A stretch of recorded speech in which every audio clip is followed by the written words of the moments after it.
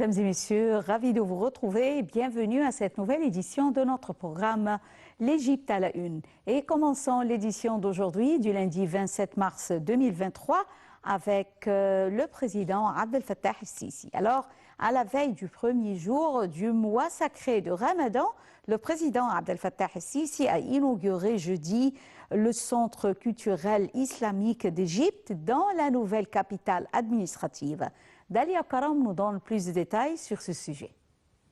Le président Abdel Fattah el-Sisi a marqué le début du mois sacré du Ramadan en effectuant la prière du matin à la grande mosquée d'Égypte dans la nouvelle capitale administrative. Au cours de cette visite, il a également inauguré le Centre culturel islamique égyptien qui est l'un des projets les plus importants de la nouvelle capitale, conçu pour promouvoir la croissance intellectuelle, culturelle, religieuse et sociale. Le centre est construit selon les standards internationaux. Il comprend des installations pour accueillir un large éventail d'activités et des classes d'apprentissage pour les personnes de différents âges. Ce centre est un symbole de l'engagement de l'Égypte à préserver son patrimoine culturel tout en embrassant la modernité. Le centre se compose de l'une des plus grandes mosquées du monde avec une capacité d'accueil de 107 000 fidèles et ses minarets sont de 140 mètres de haut. Il possède également un certain nombre de salles pour diverses cérémonies et des chambres pour enseigner le Coran aux hommes, aux femmes et aux enfants. L'établissement dispose d'un parking de 7 étages dont la capacité d'accueil est de 3000 voitures. Le centre culturel islamique est d'une importance majeure non seulement en Égypte mais aussi en Afrique. Il servira de centre d'activité et d'apprentissage. Le président el-Sisi a exprimé sa grande appréciation pour le projet, soulignant son importance dans la promotion du patrimoine et de la culture islamique égyptien. Ce projet est venu sceller l'engagement du gouvernement égyptien à promouvoir la croissance culturelle, le développement social et la compréhension interreligieuse. L'Égypte a officiellement rejoint la nouvelle Banque du développement NDB comme État membre. La NBD a approuvé l'adhésion de l'Égypte en décembre 2021. L'Égypte a officiellement rejoint la nouvelle banque de développement des BRICS comme État membre selon une note publiée mercredi 22 mars sur le site de l'institution financière. Le pays a obtenu le statut de membre le 20 février 2023 après avoir achevé les procédures nécessaires et rejoint les 5 membres initiaux, le Brésil, la Russie, l'Inde, la Chine et l'Afrique du Sud, plus le Bangladesh et les Émirats arabes unis. Selon la mise à jour de la banque, la MBD a approuvé l'adhésion de l'Égypte en décembre 2021, tandis qu'en septembre 2021, une décision similaire a été prise concernant les Émirats arabes unis, l'Uruguay et le Bangladesh. À l'exception de l'Uruguay, ils sont tous devenus membres de la banque ce mois-ci après les approbations nécessaires obtenues. La nouvelle banque de développement a été créée par les pays des BRICS sur la base de l'accord intergouvernemental signé lors de leur 6e sommet à Fortaleza en juillet 2014. L'objectif de la banque est de financer des projets d'infrastructure et des projets de développement durable dans les États membres des BRICS et les pays en développement. La banque a précédemment reçu une notation de crédit international AA+, de Fitch Ratings et Standard & Poor's Global Ratings et a approuvé plus de 90 projets totalisant 32 milliards de dollars dans les secteurs des transports, l'eau, l'énergie propre, les infrastructures numériques et sociales, ainsi que la construction urbaine. 5 524 navires ont transité par le canal de Suez du 1er janvier au 21 mars. En effet, les importants apports en devises du canal de Suez en font un segment clé de l'économie égyptienne. Un commentaire. 5 534 navires ont transité par le canal de Suez du début de l'année jusqu'au 21 mars, a rapporté le président de l'autorité du canal, Oussama Rabia. Cela équivaut à 320 millions de tonnes et à une augmentation de 19% en glissement annuel. Ce flux a rapporté environ 2,08 milliards de dollars de revenus à l'autorité du canal, soit une hausse de 40%, comparaison faite à la même période l'année dernière. Entre 2020 et 2022, les revenus du canal du Suez sont passés de 5,61 à près de 8 milliards de dollars et les autorités projettent d'atteindre 8,7 milliards de dollars en 2023. En 2022, plus de 23 000 navires ont transité par le canal de Suez. Selon le président de l'autorité du canal, le volume de cargaison transporté par ces navires a atteint 1,4 milliard de tonnes. Ce flux a généré 7,93 milliards de dollars de revenus pour l'autorité du canal. La progression des flux transitant par ce couloir de navigation a poussé l'autorité du canal à ajuster à plusieurs reprises les droits de passage, expliquant ces mesures par sa volonté de moderniser les installations pour faire face à la progression des volumes. L'autorité du canal a augmenté de près de 15% les droits de passage pour les navires cette année et s'attend à porter à 13,5 milliards de dollars les revenus générés par ces installations d'ici 2023 selon les récentes projections. Plus de 2000 têtes de bélier momifiées datant de l'ère ptolématique ont été découvertes dans le temple de Ramsès II, dans la cité antique d'Abydos, dans le sud de l'Égypte, ont annoncé hier les autorités. Des momies de brebis, de chiens, de chèvres, de vaches, de gazelles et de mongoustes ont été également exhumées par une équipe d'archéologues américains de l'Université de New York sur ce site célèbre pour ses temples et ses nécropoles, a annoncé le ministère des Antiquités et du Tourisme dans un communiqué. Selon le directeur du Conseil suprême des Antiquités, Mustafa Waziri, ces découvertes vont permettre d'en savoir plus sur le temple de Ramsès II et les activités qui s'y déroulaient entre sa construction sous la 6e dynastie de l'Ancien Empire entre 2374 et 2140 avant Jésus-Christ et la période ptolémaïque de 323 à 30 avant Jésus-Christ.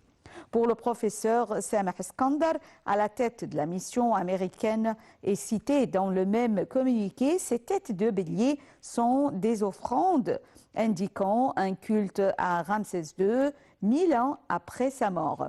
Outre les restes d'animaux momifiés, l'équipe a découvert les restes d'un palais au mur d'environ 5 mètres d'épaisseur datant de la 6e dynastie, ainsi que plusieurs statues, des papyrus, des restes d'arbres anciens, des vêtements en cuir et des chaussures.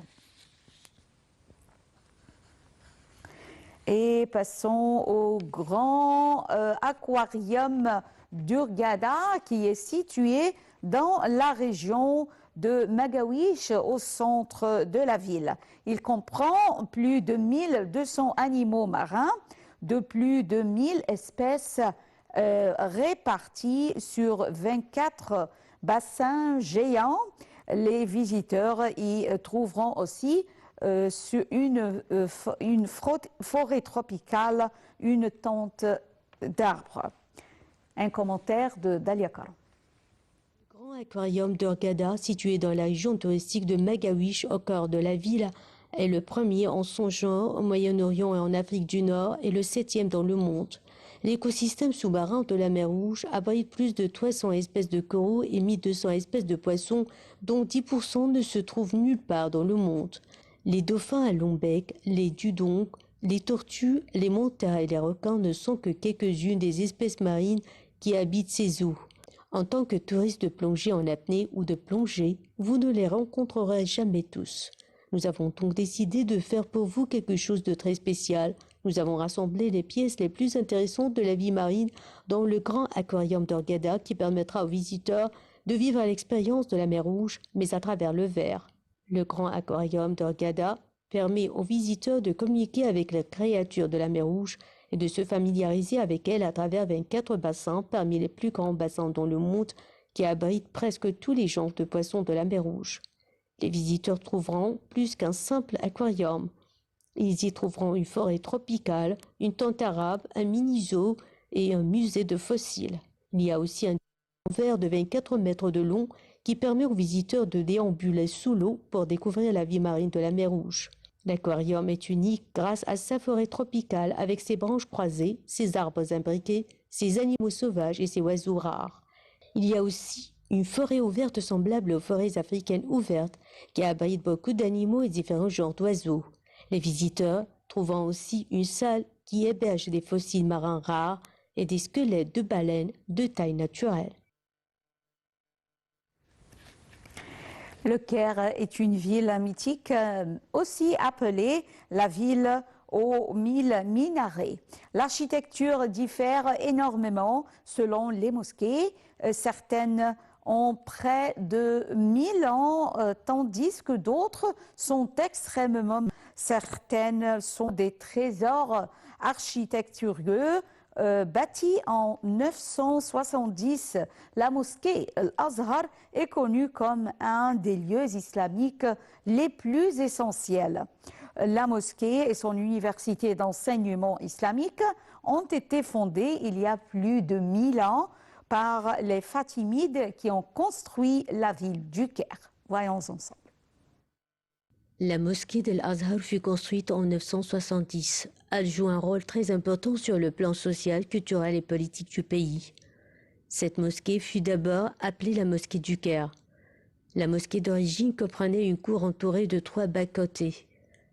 Elle avait un seul minaret et occupait la moitié de l'espace qu'elle occupe aujourd'hui. Elle a par la suite été nommée Al-Azhar pour rendre hommage à Fatma Zahra, la fille du prophète Mohammed. Elle est située au sud du Khan al-Khalili dans le Caire islamique. Sa construction commença le 4 avril 1970 et dura 2 ans. La première pierre fut posée le 22 juin 1972. Après sa construction, Al-Azhar fut directement financé par les califes fatimides et devint la mosquée officielle pour la prière du vendredi. Les habitants des villes à proximité du Caire se dirigeaient tous les vendredis vers Al-Azhar pour écouter le sermon donné par le calife fatimide et accomplir la prière en congrégation. Par ailleurs, des Égyptiens aisés participaient à son financement en lui léguant une part de leur fortune ou des propriétés privées. Une école fut ouverte près de la mosquée en octobre 1975. Puis, en 1998, elle devint une université où a été enseigné le droit et la théologie. En 1005, sous le califat d'Al-Hakim, elle devient une maison du savoir munie d'une importante bibliothèque publique où la chimie, l'astronomie et la philosophie sont enseignées en plus des disciplines strictement religieuses comme la connaissance des hadiths et du Coran. L'éducation à Al-Azhar incluait la jurisprudence chiite ismaélite, la grammaire arabe, la littérature et l'histoire. L'université d'Al-Azhar est la plus ancienne au monde après Al-Qayrawaniyin et fait aujourd'hui toute la fierté de l'Égypte. Elle compte parmi ses étudiants plus de 100 nationalités différentes avec des milliers d'étrangers en quête de savoir. À la fin de la dynastie des Fatimides du 6e siècle de l'Hégire au 7e siècle, la partie couverte de la mosquée fut élargie. Un couloir fut ajouté de chaque côté de la cour intérieure dont les arcades reposent sur des colonnes de marbre. En 1303, plusieurs bâtiments sont complètement reconstruits suite aux destructions causées par un tremblement de terre. Al-Azhar possède aujourd'hui 3 minarets. Le premier date de la fin du XVe siècle pendant le règne de Qaïtbay, sultan d'Égypte et la de Syrie de 1468 à 1496, qui ajouta également à l'édifice un mihrab. Le deuxième fut construit au début du XVIe siècle pendant celui de l'avant-dernier sultan mamelouk Qanso al-Rouri de 1501 à 1516. L'entrée que l'on peut voir de nos jours date de la période ottomane en 1753. Et puisque nous sommes en train de parler du grand Al-Azhar, alors si vous êtes au passage du Caire, vous devriez également visiter le complexe religieux, un ensemble d'édifices représentant les 3 religions monothéistes. Ce dernier témoigne de leur ancienneté et de leur importance. Jésus, Mohamed, tous ont été de passage en Égypte, le pays qui fut autrefois celui des pharaons. Dans les rues du Caire et dans chacun de ces quartiers, ou presque, sont construites des églises et des mosquées, rien d'étonnant. La République égyptienne accueille la plus grande communauté chrétienne dans le monde arabe. Et d'après les chiffres officiels, 95% de sa population est musulmane. Mais rien n'empêche chrétiens et musulmans de cohabiter ensemble paisiblement. Il faut dire qu'ils vivent en harmonie depuis des centaines d'années et ce n'est pas près de changer même si des groupes extrémistes tentent de détruire cette cohésion. En témoigne ce complexe religieux situé dans le Vieux-Caire et qui relate le lien qu'ont les 3 religions monothéistes avec l'Égypte. La visite commence par la fabuleuse mosquée de Amr ibn al-As, un des compagnons du prophète Mohammed. Et surtout, il est le général qui a introduit l'islam au pays des pharaons au 7e siècle. Elle a été construite en 642.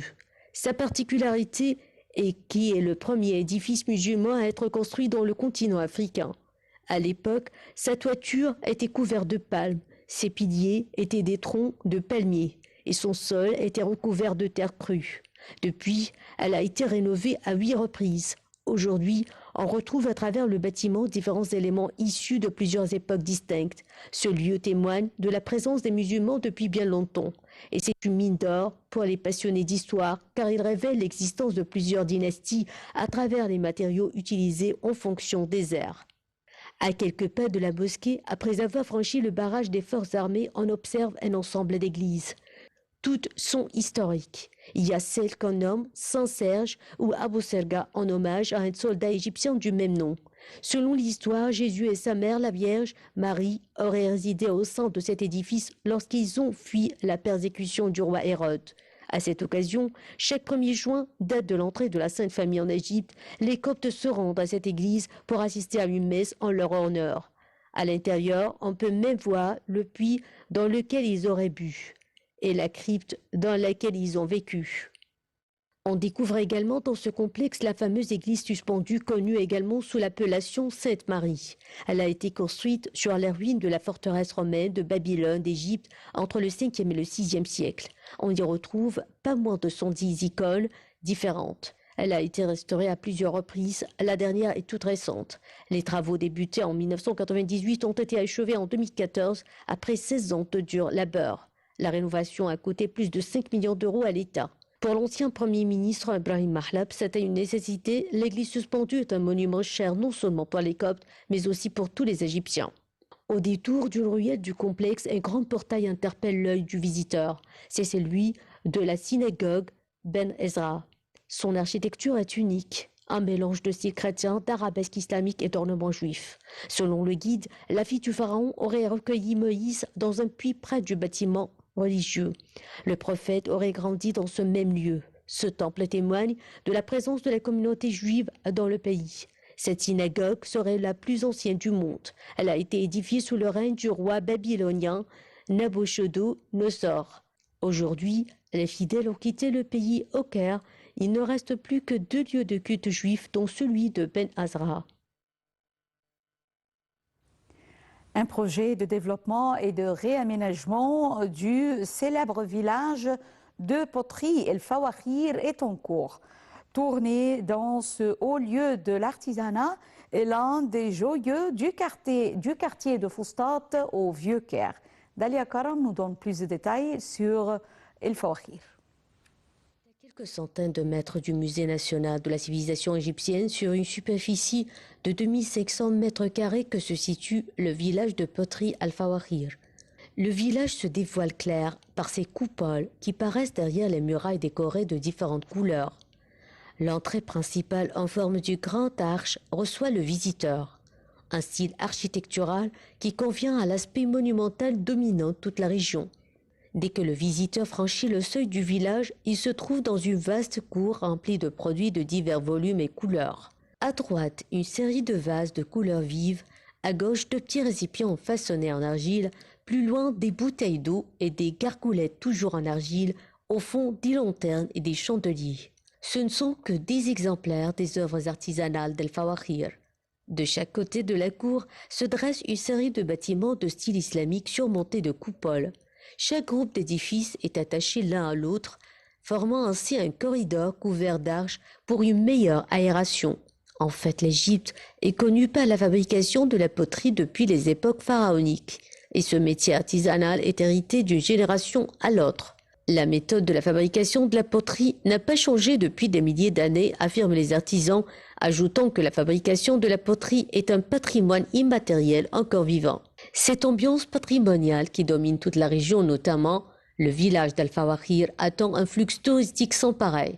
Pour ce faire, et vu l'importance considérable d'El Fawakir, un projet de réaménagement suspendu depuis quelques années a repris dernièrement pour mettre Al Fawakir sur le cadre des visites touristiques de la région. Les habitants de ce village qui abrite l'un des métiers les plus anciens et méritant d'être préservés espèrent inscrire la fabrication de la poterie en Égypte sur les registres du patrimoine immatériel de l'UNESCO. Le khayameya est un textile appliqué d'art égyptien décoratif qui remonte à l'Égypte ancienne. Il est considéré comme l'un des aspects les plus importants du Ramadan en Égypte.